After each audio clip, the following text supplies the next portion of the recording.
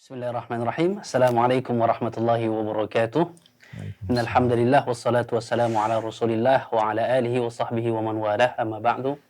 Kaum muslimin yang dirahmati oleh Allah Subhanahu wa taala, pada hari ini bertepatan dengan tanggal 26 Jumadil Akhir ya.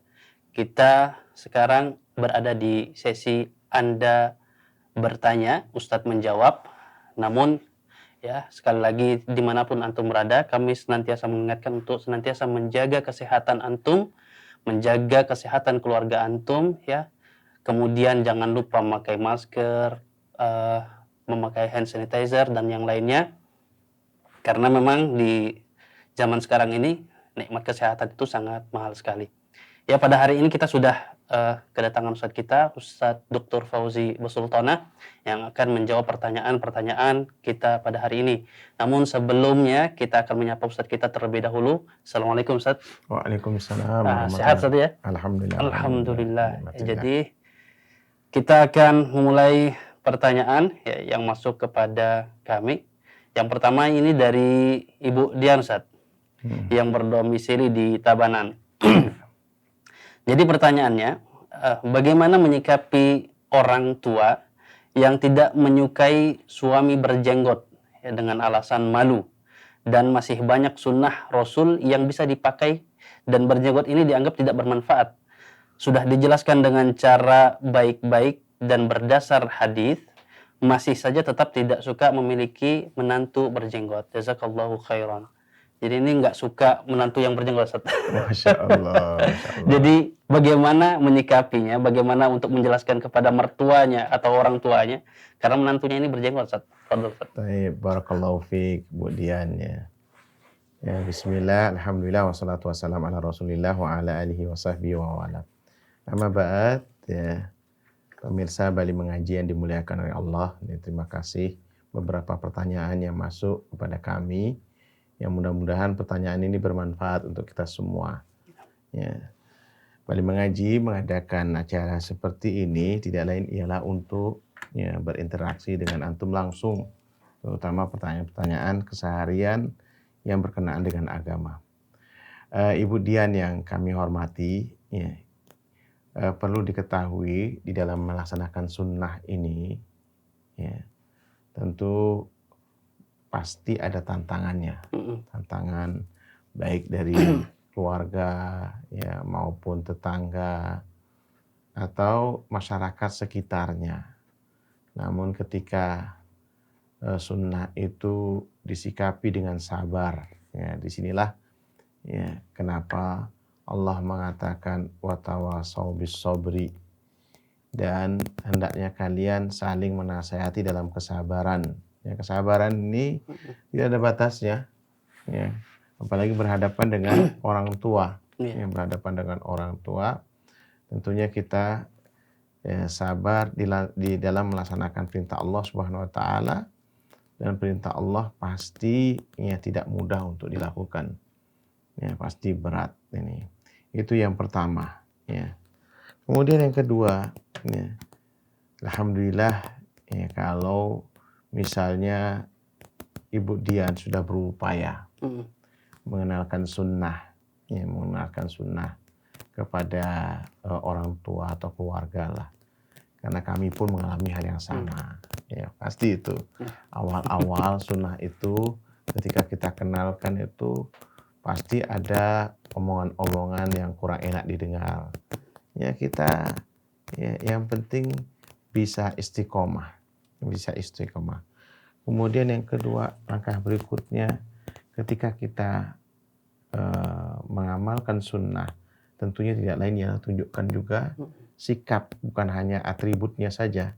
Sikap kita juga ya kita kenalkan dengan akhlak yang mulia. Insya Allah ya akan diterima oleh banyak orang. Kemudian yang ketiga, apalagi sekarang zaman googling ya istilahnya, ya. Bisa Bu Dian lakukan yaitu dengan cara men-searching ya, barangkali manfaat daripada jenggot. Manfaat daripada jenggot banyak sekali. Tidak ada, dan yakinlah tidak ada yang Allah ciptakan untuk tubuh kita ini pasti bermanfaat untuk diri kita. Dan kemudian Rasulullah SAW memberikan contoh atau sunnah-sunnahnya. Mana yang harus dipelihara, mana yang harus dibuang. Ya, misal yang harus dibuang misalnya disuruh memendekkan kumis. Memendekkan kumis. Karena memang tidak pantas kalau kumis itu menutupi mulut. Ya, menutupi mulut atau mengganggu mulut. Disuruh kita memendekkan. Ya, atau memotong kuku. Ya, memotong kuku. Atau juga mencabut bulu ketiak, ya, mencukur bulu kemaluan, sunat hitan. Ini semua apa yang diajarkan oleh Rasulullah SAW pasti itu merupakan wahyu dari Allah Subhanahu Wa Taala. Pasti ada hikmah di balik itu semua. Nah, makanya kemudian sekarang ahli kesehatan mencari-cari, bahkan ya pakar Barat pun juga mencari-cari seperti itu. Masya Allah. Ya, di antaranya apa? Ya, orang yang memelihara jenggot nih ada 100 macam penyakit di sekitar wajah. Ya, di sekitar wajah ini teratasi dengan jenggot ini. Ya, orang yang berjenggot, laki-laki yang berjenggot itu lebih sehat daripada yang mencukur jenggotnya. Lebih sehat nih. Pertama di antaranya ialah untuk menjaga kelembapan wajah. Ya, kemudian juga mengurangi jerawat.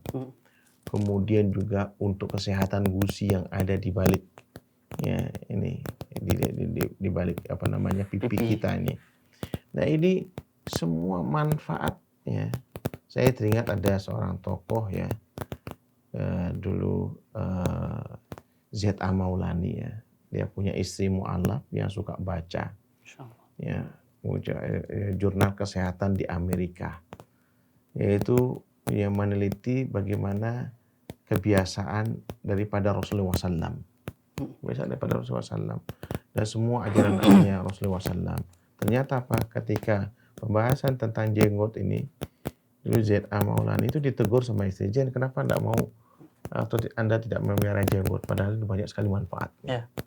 Nah ini, ya, Bu Dian bisa mengenalkan kepada keluarga, pada orang tua, pelan-pelan, insya Allah, ya, nanti beliau pun bertahap akan menerima ini. Yang penting tunjukkan kita ini punya prestasi, punya akhlak, ya. Barangkali bisa mungkin dengan memberikan hadiah-hadiah, insya Allah ya akan lebih bisa diterima. Allahu a'lam. Jadi kesabaran, ya. Ini mungkin berlanjut, Ustaz. Kalau biasanya kan orang tua kalau seumpama dia menolak punya menantu berjenggot ini karena takut dianggap radikal, Ustaz. Dianggap radikal. Jadi sehingga dia mungkin orang tua ini dalam pergaulannya juga jadi bahan omongan di antara teman-temannya. Barakallahu fiik. Ya, barakallahu fiik. Jadi coba perhatikan ini, kalau dianggap radikal dan sebagainya itu omongan-omongan dari luar. Itu juga ya coba lihat. Bukan hanya dari Islam ya. Hampir rata-rata tokoh agama, Yahudi, Nasrani, kemudian bahkan juga ya tetangga kita yang Hindu barangkali. Itu rata-rata tokoh agamanya itu pelihara jenggot. Karena memang yang jenggot ini dari dulu itu sudah dimiliki orang-orang baik. Orang baik, ya, itu nggak bisa dipungkiri. Mohon maaf, justru sebaliknya, ya, yaitu biasanya ini sampai di kartun-kartun di Amerika atau di Eropa pun, bahkan di Indonesia, namanya ya, penjahat itu mesti dia memelintir kumisnya sebelum berbuat kejahatannya. Tapi kalau ulama atau tokoh agama, dia mesti pegang jenggotnya sebelum dia mengeluarkan fatwa. Ya. Nah, itu diantaranya itu. Jadi image radikal itu hanya karena ketidaksenangan. Ya, memberikan cap ya, kepada orang-orang yang berjenggot. Padahal ini sunnah. Coba aja lihat. Mohon maaf ini ya, kalau Tuhannya mereka aja ada yang pakai jenggot. Gitu. Artinya menunjukkan bahwasanya jenggot ini adalah sunnah ya para rasul dari zaman ke zaman. Allahu a'lam.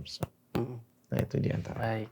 Jadi itu untuk kemudian semoga bisa bermanfaat ya untuk bagaimana menyikapi orang tuanya ya kalau punya menantu berjenggot. Karena punya menantu berjenggot itu sebenarnya punya fadilah tersendiri. Ya, punya Pasti fadilah. dia beragama Iya. nantinya. Ya, pasti Jadi kalau seumpama dia menantunya berjenggot, otomatis dia akan malu kalau umpamanya dia mau bermaksiat karena malu dengan jenggotnya. Itu salah satu hal, ya, jenggot itu bisa menjaga muruah seseorang. barakallahu fiik, insyaallah. Kemudian pertanyaan yang kedua dari umur ini, Ustaz. Ini dari Denpasar Barat ya, Denpasar Barat. Assalamualaikum warahmatullahi wabarakatuh. Waalaikumsalam warahmatullahi wabarakatuh. Maaf mau nanya Pak Ustadz, bagaimana hukum warisnya harta wanita yang tidak punya suami dan anak? Wanita ini mempunyai saudara kandung laki-laki 2 orang. Salah satunya sudah meninggal dan mempunyai 4 putri, 4 orang dan saudara wanita 1 orang. Apakah anak dari saudara laki-laki yang meninggal ini juga mempunyai hak waris? Tolong penjelasannya dan perhitungan jumlah warisnya. Jazakallahu khairan. Barakallahu fiik dengan Ibu Riri ini. Ya. Cuma ini pertanyaannya ini masih belum jelas sekali. Ya. Cuma saya berikan gambaran. Mohon maaf nih saya gunakan beberapa media yang ada di sini. Ya. Ya. Ini pertanyaannya Bu Riri. Ada seorang wanita ya, yaitu punya saudara laki-laki 2. Mohon Ya. maaf ini saya Ya. ambil ini. Saya pinjam saat. Ya. Ini maaf nih. Punya laki 2. Laki yang satu yang ini meninggal. Yang meninggal terus punya anak 4 di sini. Ini saya berikan gambaran ya. Jadi masalahnya ialah ini wanita yang punya harta ini, apakah meninggal ya sebelum saudara laki-laki ini meninggal lebih dulu? Ya. Lebih dulu dia meninggal Apa atau ya saudara laki-laki ini meninggal duluan? Itu masalahnya. Kan gitu. Ya. Sama saudara perempuan 1 di sini. Ya kan dia. Jadi 2 saudara laki-laki, 1 saudara perempuan. Nah ini. Saya akan jawab di dua sisi. Pertama, kalau seandainya ini perempuan yang tidak punya suami, punya anak, yang punya harta, meninggalkan harta, ini meninggal duluan.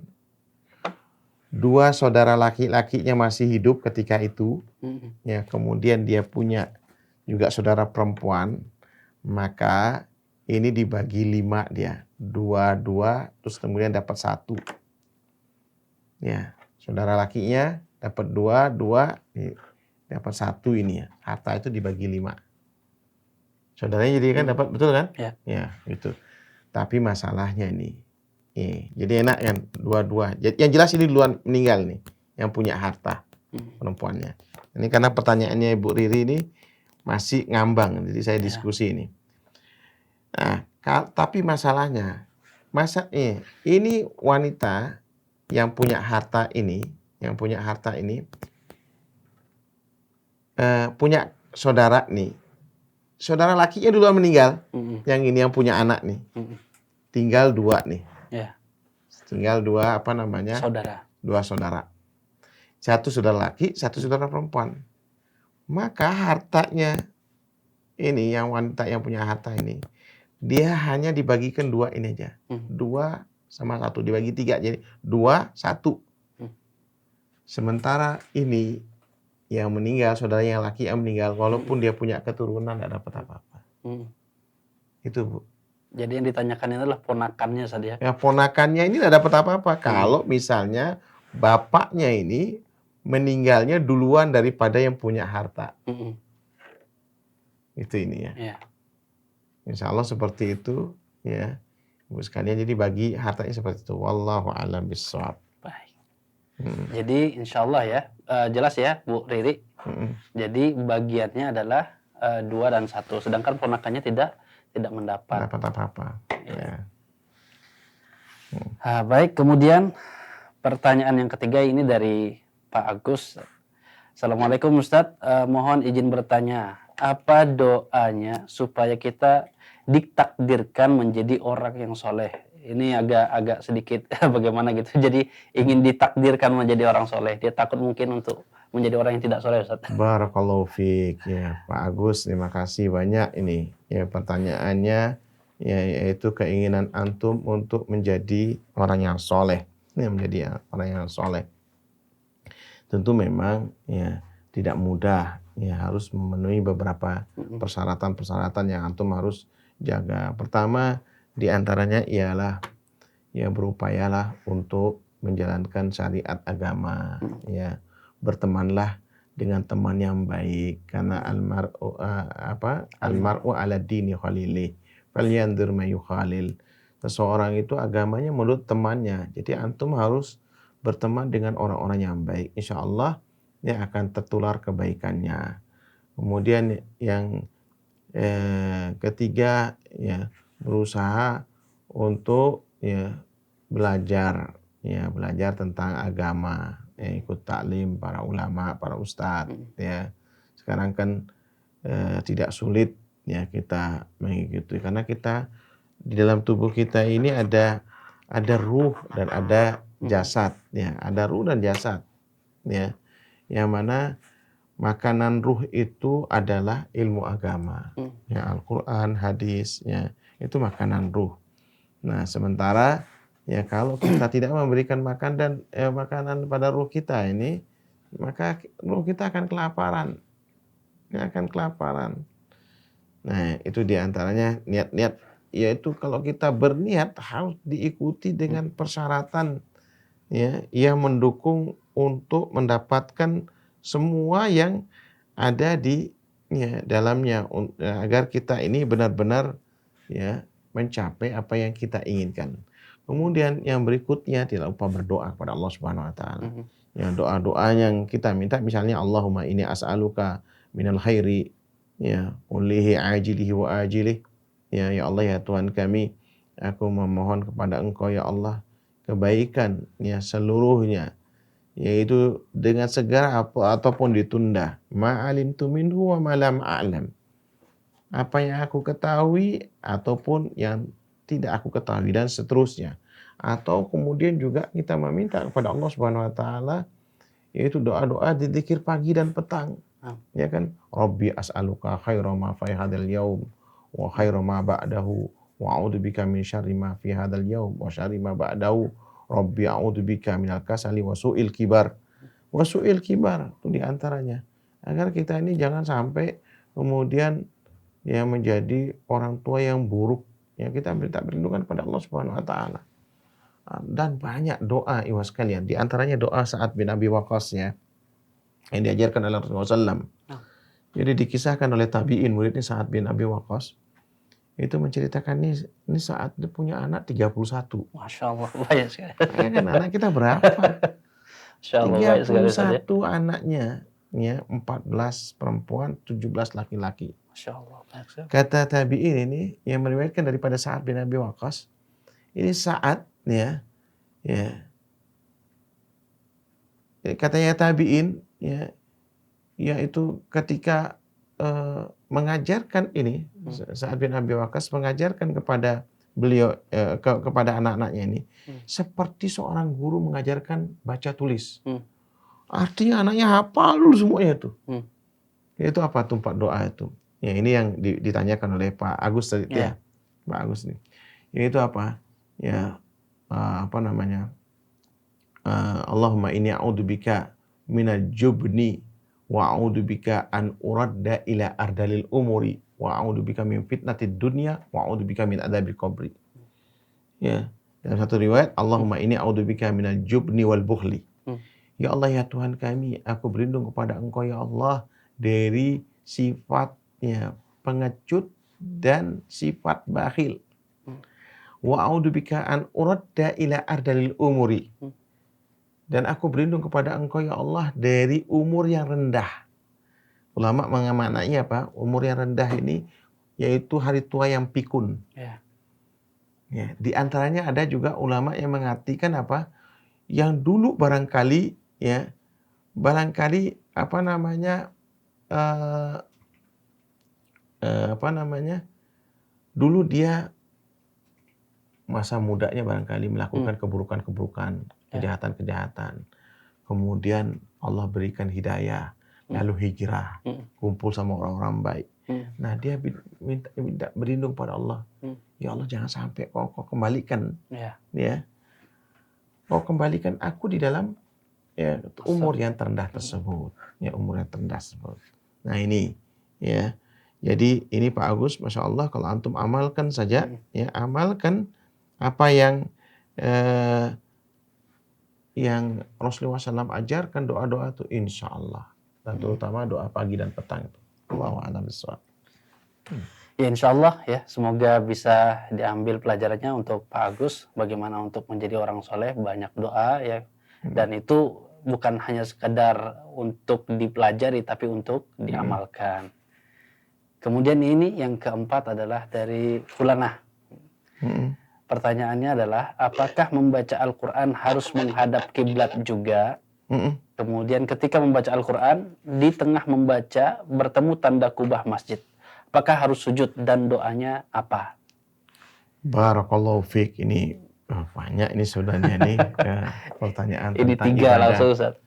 Ibadah apa namanya? Tentang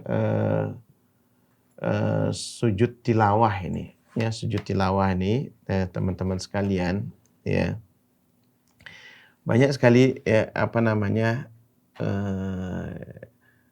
berkenaan dengan hukum-hukum di sini. Pertama, sujud tilawah itu yang dimaksud pertanyaan oleh Ibu Fulanah ini, ya, yaitu saya jawab dulu sesuai dengan pertanyaan Ibu. Apakah membaca Al-Quran harus menghadap kiblat?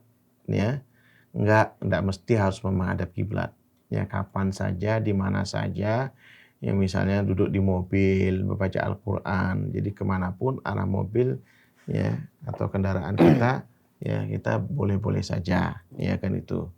Kemudian ketika membaca Al-Quran di tengah membaca bertemu dengan kubah masjid, maksudnya yaitu tanda-tanda sujud tilawah. Jadi sujud tilawah ini, ya ikhwas sekalian rahimakumullah, yaitu ada di 15 tempat, 10 yang disepakati, ya, kemudian 4 yang diperselisihkan, ada satu lagi yang juga dikuatkan oleh beberapa para sahabat. Jadi ada 15 tempat, ya 15 tempat. Ya, untuk sujud tilawah tersebut.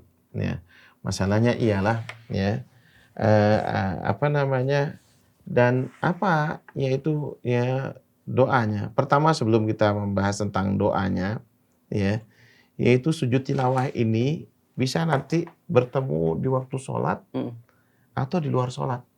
Ya, ketika di waktu sholat, ya, yaitu disunahkan yaitu kita bertakbir, ya takbir itu tidak perlu angkat tangan, ya, langsung dia sujud, ya sujud, ya. Kemudian nanti apa namanya takbir lagi, ya takbir. Bacaannya apa? Ya, bacaannya yang kuat sebenarnya Subhana Rabbiyal A'la, sama seperti ini, seperti sujud biasa. Kemudian juga boleh Subhanakallahumma wa bihamdika Rabbana walakal hamdu. Ya Allahumma firli. Nah, itu diantaranya yang boleh. Atau juga ya yang agak panjang sedikit, ya. Allahumma laka apa namanya? Allahumma laka sajadtu wa bika amantu. Ya. Kemudian ya walaka aslamtu sajada wajhi lilladzi khalaqa wa saqa samahu wa basara bihaulihi wa quwwatihi. Ya. Tabarakallahu ahsanal khaliqin. Ini yang kuat di antara doa-doa pendapat. Namun ada yang diperselisihkan, yaitu yang sering kita terpotong itu sajada wajhi lilladzi khalaqahu wa sarahu wa saqau sam'ahu wa basarahu tabarakallahu ahsanal khaliqin. Ini khilaf di antara ulama, ya. Atau juga ya Allahumma ya apa namanya? Allahumma uktub li biha ya indaka ajra. Ya, ini diperselisihkan para ulama tentang kesahihan hadis. Jadi sebenarnya mudah, yaitu cukup dengan membaca ya apa yang kita baca di waktu sujud biasa, ya, di sujud biasa. Nah, sekarang posisinya ketika sholat ya seperti itu ini ya. Caranya ya tentu kalau kita membaca Al-Quran dianjurkan kita berwudu, karena ya tadi ini kalau ketemu dengan ayat-ayat sajdah maka kita langsung takbir, takbir tidak perlu angkat tangan, langsung sujud, ya sujud, dan disunahkan tentunya menghadap ke kiblat, ya disunahkan tetap menghadap ke kiblat. Kemudian takbir lagi dan tidak perlu pakai salam. Tidak perlu pakai salam. Nah, tidak perlu pakai salam. Nah, itu di waktu sholat ya juga demikian sama, di luar sholat juga demikian sama. Ya, masalahnya ketika ini yang jadi pembicaraan, yaitu ketika di waktu sholat. Di waktu sholat ada 2 ayat itu yang ujungnya surah itu ada sujud tilawahnya. Nah, bagaimana itu melakukannya? Agak membingungkan ya bagi yang belum tahu. Ya bagi yang belum tahu pasti bingung dia. Pasti bingung dia. Gimana dia? Sudah di ujung surah, ya. Kemudian ada misalnya wasjud waqtarib surah Al-Alaq ya. Di surah Al-Alaq itu Iqra bismi rabbikal ladzi khalaq kan wasjud waqtarib. Bagaimana caranya? Yaitu takbir. Ya, takbir sujud ya. Ini cara yang pertama ya. Takbir sujud, kemudian membaca tadi subhana rabbiyal a'la ya, sama ya 3 kali atau 1 kali baca itu. Kemudian bangkit dari sujud ya. Kemudian berdiri lagi. Berdiri. Kemudian ini yang pertama, yaitu kemudian takbir lagi untuk ruku. Itu yang pertama. Yang kedua, cara yang kedua yaitu sama dia tadi sujud ya, kemudian bangkit dari sujud, kemudian dia menyambung baca surah. Ya, itu yang kedua. Kemudian yang ketiga ini yang Anda baru dapat juga ini. Ya, insya Allah dari Qatadah ya kalau salah ini ya. Yaitu cukup dia ruku saja. Ya, cukup dia ruku saja. Sudah dianggap seperti itu. Jadi rukunya bisa membaca ini. Ya, membaca ini. Jadi yang ketiga ini tidak perlu sujud lagi. Tidak perlu sujud lagi, hanya ruku saja. Ya, ini. Itu ada beberapa pendapat di kalangan ulama. Ya, di kalangan ulama. Barakallahu fiik pertanyaannya. Ya, semoga itu bisa terjawabkan ya. Rasa penasaran dari Fulanah bagaimana seharusnya adab-adab ketika membaca Quran, kemudian bagaimana ketika menemukan tanda untuk sujud tilawah, kemudian doanya seperti apa, itu sudah dijawab sama Ustadz. Kemudian yang kelima nih Ustadz, dari hamba Allah dari Pesanggaran.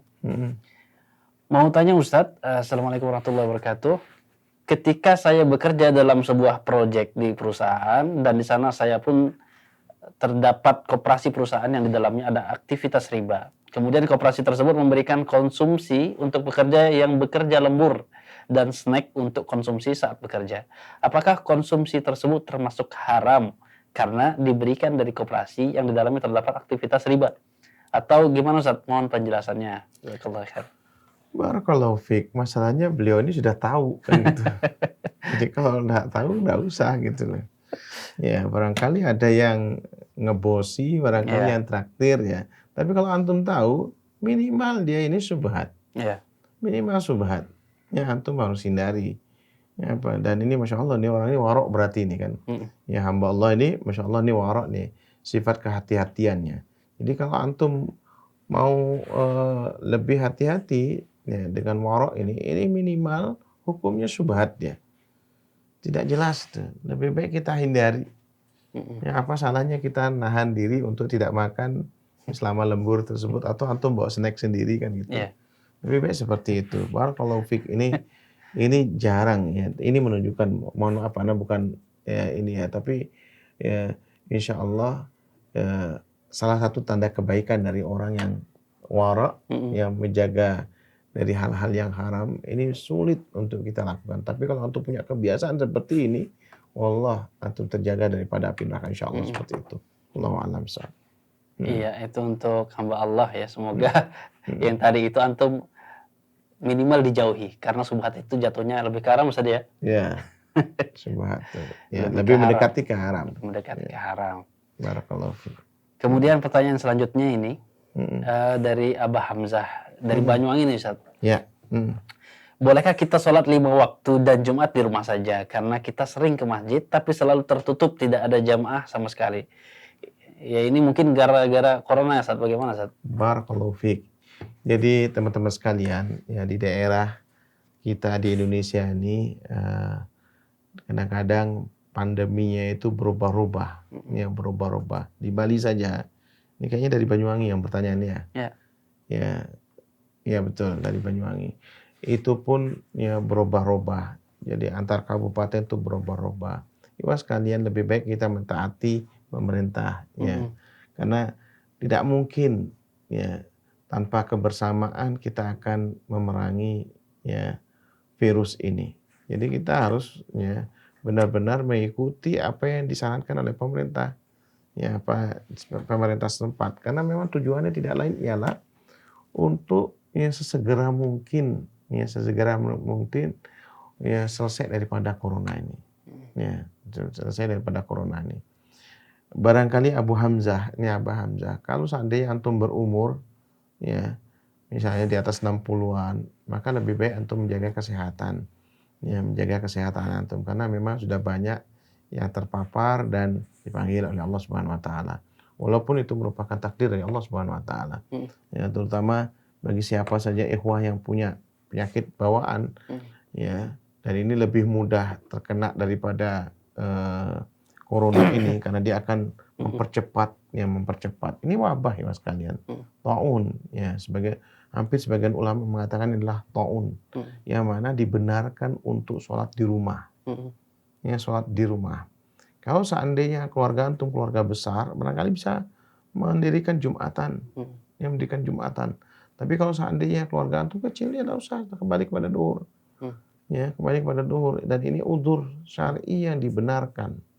Ya, sampai sekarang ya dibenarkan. Apalagi ya protokol ini di beberapa masjid dan terutama di Bali ini sangat ketat sekali. Karena Bali termasuk yang ya 5 besar juaranya. Indonesia juara 1 di dunia. Ya, tembus 1 juta karena susah. Ya, susah. Mohon maaf ini ketika kita sebutkan ya pernah ada epidemi ya pes di Malang tahun 1911. Itu yang kemudian berkepanjangan sampai 1930. Jadi 29 tahun. Hampir 30 tahun. Hampir 30 tahun. Kenapa? Mohon maaf ini, karena kita ini cengkal. Bandel. Bandelnya luar biasa. Dikasih tahu ngeyel. Selalu dilawan ini macam-macam lah dengan alasan inspirasi. Lebih percaya kepada berita-berita hoax daripada berita-berita yang sudah jelas-jelas ada ya kematian lah, rumah sakit bagaimana penuh sampai sekarang.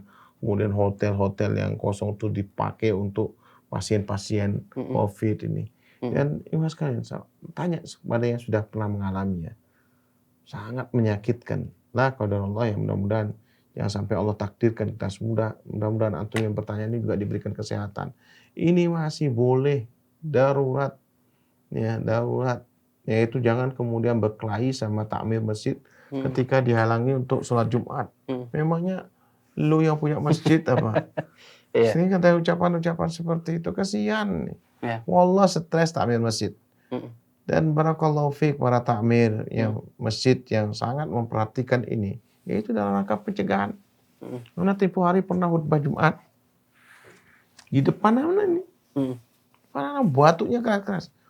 Kasihan jamaah. Kalau sudah sakit tidak usah ke masjid. Apalagi sudah batuk keras-keras dan sebagainya. Dan ini malah mengkhawatirkan. Ya, mengkhawatirkan jamaah yang lain, membuat tidak khusyuk. Membuat tidak khusyuk. Akhirnya apa? Jamaah yang lain ya bingung dia. Ngapain dia ke masjid itu?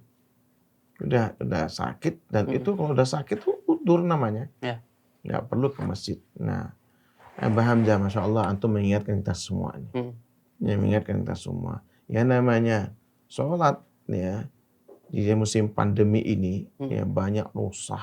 Ini banyak rusak yang dibenarkan oleh agama kita untuk tidak datang ke masjid.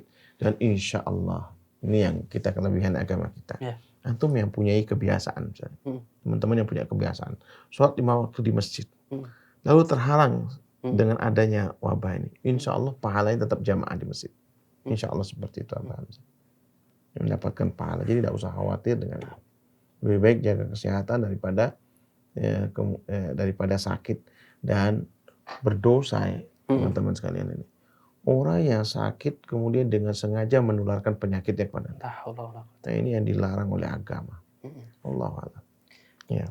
Jadi kalau ini anak sendiri mengalami Ustaz. Kalau seumpama masjid, kalau tadi kan masjid pertanyaannya tidak terbuka, tapi kalau ini dibuka Ustaz, tapi kita punya was-was kalau mau ke masjid. Walaupun masjid itu sudah menggunakan protokol kesehatan, apakah masih diperbolehkan kita untuk sholat di rumah Ustaz? Barakallahu fiik, kalau kita mesti was-was boleh.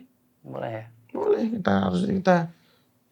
kita harus ibadah itu membangun dengan keyakinan. Ya. Ya, tapi keraguan-raguan ya itu membuat tidak tenangnya antum, ya kan. Udah kalau misalnya kita lihat nih, aduh ini jamaah batuk-batuk semua, kita khawatir kita ketular, kita kan nggak tahu.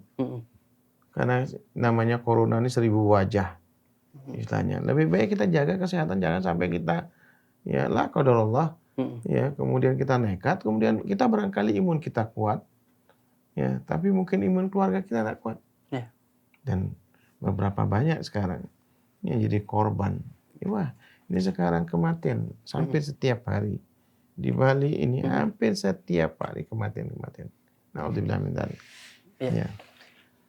Itu untuk Abah Hamzah. Sekarang kita akan membacakan beberapa pertanyaan yang masuk ke fanpage Bali Mengaji di Facebook, Ustaz. Dari Puspita Reina, Ustadz, jika ibu memiliki waris, jika meninggal, apakah suaminya punya hak waris? Jadi ini yang ditanyakan adalah bapaknya, apakah dia punya hak waris juga, Ustadz? Iya, benar. Misalnya nih, ini pertanyaan barangkali ibunya kawin lagi. Barangkali kan, apakah suaminya punya? Iya. Suami dia dapat waris dia. Kalau misalnya ibunya, ya ibu Anda misalnya punya anak, berarti suaminya dapat 1/4, ya kan. Kalau nggak punya anak, berarti dapat setengah, dengan setengah. Ya, dia punya waris, dapat dia waris. Tetap dapat waris. Ya, dapat waris dia. Ya. Kemudian yang ini masih waris juga nih, Ustaz. Dari Ilham Cahyadi Rosadi. Assalamualaikum, Ustaz. Ana mau bertanya, ada laki-laki meninggal, memiliki istri 2, maksudnya 2 istri. Dari 2 istri ini memiliki 4 anak. Nah, dari itu laki-laki tidak memiliki warisan. Laki-laki ini hanya memiliki uang 2 juta, uang yang dia pegang selama hidupnya, dan hanya meninggalkan barang-barang, contoh cincin yang dulu ia jual, tapi masih ada sisanya mungkin ya. Apa itu termasuk warisan, Ustadz? Dan apa harus dibagi ke anak-anaknya, istri-istrinya. Nah, bagaimana cara membaginya? Baik, barakallahu fiik. Ya. Jadi seorang suami ya punya 2 istri, punya 4 anak. Punya 4 anak. Ya. Istri yang 2 ini dapat 1/8. Ini dapat 1/8 dia. Kemudian anak-anaknya yang 4 tuh dapat 7/8. Karena nggak disebutkan anak lakinya berapa, anak perempuannya berapa. Ya, kalau ya anak perempuannya berapa, anak laki berapa, nggak disebutkan ya. Kalau semuanya laki-laki, ya dibagi 4 saja, selesai udah. Kalau misalnya ada perempuan ya, 1/2. 1/2. Ya, 1/2. Itu ininya. Misalnya anak 4 nih, ini ya 3 laki, 1 perempuan misalnya. Ya, berarti 1/2 ini dulu dikalikan 2 dulu ini. Ya. Berarti ada 6 tambah 1, 7. Jadi 1/7 dia. Ya, 1/7, yang ini 2/7. Ya. Nah, itu teman-teman sekalian. Jadi gampang kok. Jadi istrinya dapat. Lalu bagaimana caranya harta tadi yang tersisa barangkali berupa barang ditaksir. Ditaksir. Teman-teman sekalian, ini penting untuk kita ini. Saya pengalaman pribadi ini. Jadi orang tua saya juga meninggal. Yaitu pertama yang harus diurus urusan ini. Pertama harus ke kepala desa kalau di kita ini. Ya, kepala desa untuk mendapatkan surat kematian atau akte kematian. Kemudian silsilah waris. Kemudian ada formulir juga, ini formulir silsilah waris, ada kemudian juga formulir untuk harta waris. Harta waris, berapa jumlahnya di total tadi? Ini Ilham, siapa tadi? Cahyadi ya? Iya. Ilham Cahyadi, antum kumpulkan semua harta itu, semuanya. Harta yang bergerak maupun yang tidak bergerak, dikumpulkan harta itu. Lalu ya ditaksir dia kalau dia berupa harta. Ya. Ditaksir berapa nih? Ini, berapa ini? Kalau seandainya kesulitan untuk membagi harta tersebut. Tapi kalau sama-sama ikhlas misalnya dibagi, ya masing-masing dibagi 4, ya misalnya laki-laki semua di anaknya, semua dapat anak-anaknya. Ya, dibagi 4, selesai sudah permasalahannya. Tapi barangkali, oh itu kan cincin emas, ini cincin perak, atau taksir. Dan sebaiknya memang berikutnya, habis itu kan ada namanya tukang tafsir. Tukang tafsir ini biasanya appraisal namanya. Dia kalau berupa tanah atau rumah, maka dia harus panggil lebih baik itu tukang tafsir appraisal yang biasa mengurusi. Nanti appraisal ini dia akan, misalnya ini rumah nih, ini rumah, ya ini harganya berapa pada tahun itu. Makanya Ana sih menyarankan beberapa teman-teman yang kematian keluarganya, jangan ngurus waris lebih dari 5 tahun. Susah. Karena pasti ada yang meninggal nanti. Bingung kita baginya. Yeah. Karena tuh harus ditulis itu ini ya. Kayak tadi tuh yang tadi yang awal pertanyaan tuh. Nah, jadi sebaiknya 5 tahun batas maksimal. Batas maksimal. Maka kemudian ketika dibagi langsung dengan hukum Islam, lebih baik dengan hukum Islam. Kenapa? Karena supaya tidak jadi omongan di kemudian hari. Yeah. Ini teman-teman sekalian tuh, matematika urusan ya di dalam Al-Quran ini urusan yang paling diperhatikan oleh Allah hanya urusan waris, matematika yang ada di dalam manusia. Yeah. Urusan waris, yang lainnya apa? Rasulullah SAW mengerjakan. Urusan zakat, urusan wakaf, urusan hadiah itu yang. Tapi untuk urusan ini, waris detail. Kenapa? Karena yang namanya manusia tidak akan pernah bisa adil. Yeah. Yang adil itu Allah Subhanahu wa Ta'ala. Jadi bagilah dengan ini. Ya, saya ulangi lagi tadi. Akte kematian, kemudian surat silsilah, ya, kemudian harta yang diwariskan, kemudian nanti bagi sesuai dengan hukum Islam, lebih baik, lebih selamat untuk orang Muslim ini. Yaitu dengan apa? Mendatangkan ustadz atau antum datang. Kebetulan Anda juga komisi fatwa, datang di Majelis Ulama Indonesia. Di komisi fatwa antum tanyakan, mohon maaf nih, jangan tanya kepada yang lainnya. Ya, tanya kemudian ke pengacara dan ini, ya mohon maaf ini nanti panjang urusannya. Tanya kepada ini. Dan kita akan memberikan fatwa, mengeluarkan fatwa. Selesai. Kemudian yang berikutnya, ketika nanti itu masih lama di baginya barangkali rumah cuma tinggal satu-satunya, bagaimana mau dibagi? Antum tepati bersama, tapi antum sudah sebutkan bagiannya.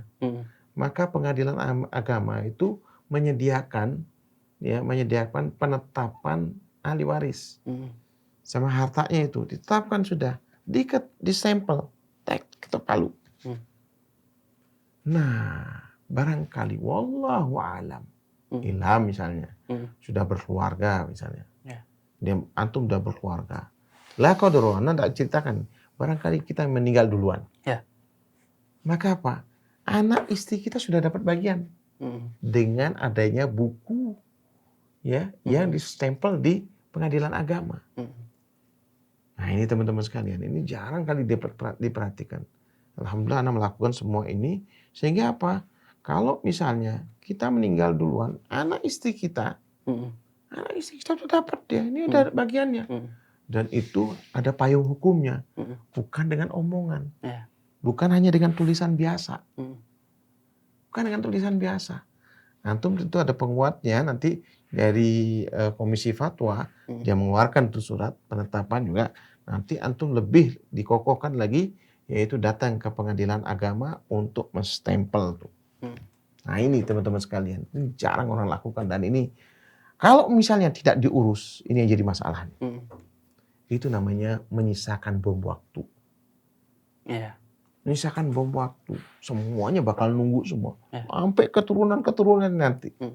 Urus dengan sesegera mungkin. Dan mohon maaf juga ini, biasa. Dan kami juga sebenarnya. Biasanya ribut di awal. Ribut di awal. Tuh. Mohon maaf, pasangan hidup entar dulu. Nggak ada urusan.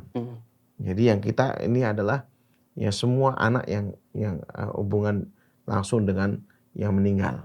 Yang jenazah. Itu dia yang ngurus. Nanti panggil ustadz, insya Allah tetapkan. Dan tetapkan yaitu jangan lewat 5 tahun. Kalau lewat 5 tahun ada yang meninggal susah. Lalu kemudian ustadz, kemarin ada pertanyaan nih, insya Allah ya. Ada jamaah pengajian tanya, ustadz bagaimana susah ustadz kita tinggal jauh-jauh. Sekarang kan ada Zoom. Zoom meeting. Bicara, nggak boleh nggak bicara. Wallahi. Dan ingat teman-teman sekalian, ini waris, panas. Harta nih. Harta panas. Wallah ini. Ana melihat kejadian. Ini wallah ana melihat kejadian. Orang yang menguasai waris, dia tidak berbagi, hidupnya tidak berkah. Enggak berkah. Enggak berkah. Apalagi kemudian orang nongkrongi waris, tidak berkembang. Ngapain? Kita itu keringatnya orang yang meninggal, orang tua kita. Kita mana keringat kita ini? Kita disuruh bekerja. Itu harus dipahami itu semua. Ya. Ini Mas Kayan. Terus barakallahu fiik. Ya, jadi itu untuk Ilham Cahyadi. Ya. Ada lagi pertanyaan? Ada lagi pertanyaan dari ini Puspita Rina lagi Zat. Ya. Jika wanita menjadi janda, kemudian telah lewat masa iddahnya, siapa yang mempunyai kewajiban menafkahinya jika kebetulan wanita itu belum bekerja dengan kondisi jika ayahnya sudah tiada? Apakah saudara kandung lelakinya? Barakallahu fiik. Barakallahu fiik. Iya. Ya. Janda, para janda. Ya. Ini yang menafkahi terutama yaitu saudaranya atau kerabatnya. Makanya coba aja. Dalam Al-Qur'an itu, dalam surah Al-Baqarah, ya, tentang kedermawanan seorang. Wa atal mala ala hubbi dawil qurba. Dia mengeluarkan hartanya kepada dawil qurba dulu. Kerabat yang paling dekat. Jangan kita ini nampaknya dermawan di masyarakat, tapi kita ini acuh tak acuh dengan keluarga sendiri.